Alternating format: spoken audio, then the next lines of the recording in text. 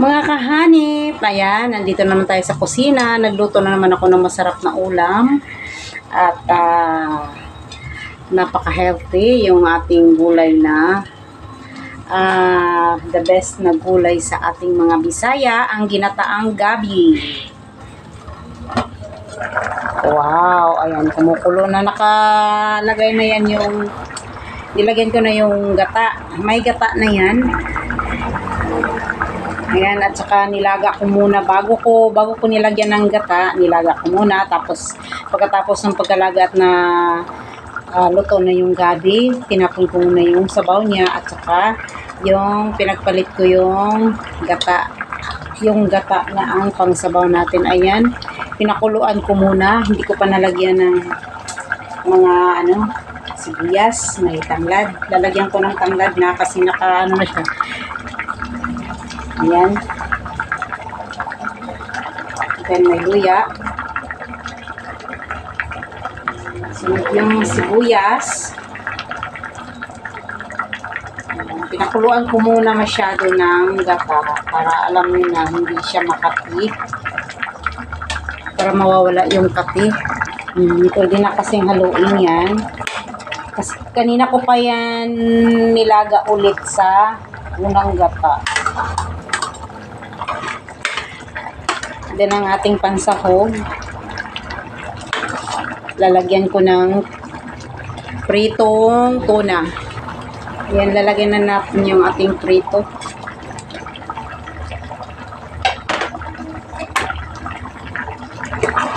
Then lalagyan ko na rin to ng asin.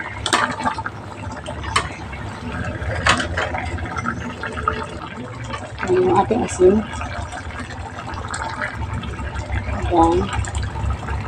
Takpan muna natin siya. Kuluan natin ulit ng 5 minutes. At saka bago natin ilagay na yung ating pangalawang gata. Ayan na mga kahanip. Ilagay na natin yung ating pangalawang gata. Kasi nawala na yung sabaw niya. Konti na lang. Ayan. The best gulay ng mga Bisaya ang gabi. Or kahit sa mga Tagalog. Story nila nito. Ayan yung ating pangalawang gata. Ayan.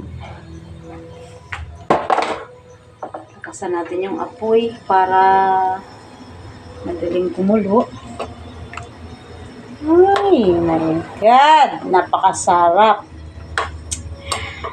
The best kasi ang ginataan. Ang paborito kong gulay kasi yung may gata.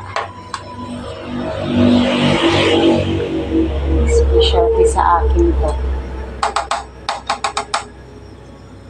Tapos, takpan natin ulit para kumulo siya.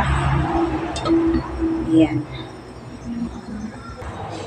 Ayan na, kumulo na siya. Saka isunod na natin yung dahon ng sibuyas.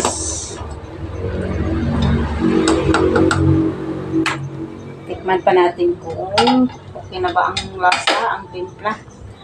Lagay yung sibuyas dahon.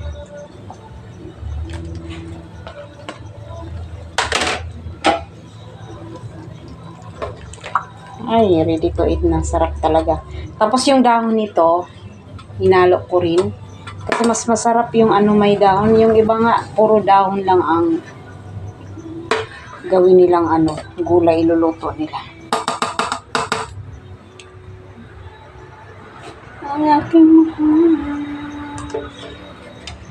Tapos kakanta pag nagluto kayo, kantahan nyo rin yung luto nyo para mas lalong sumarap. Diba? Tikman muna natin.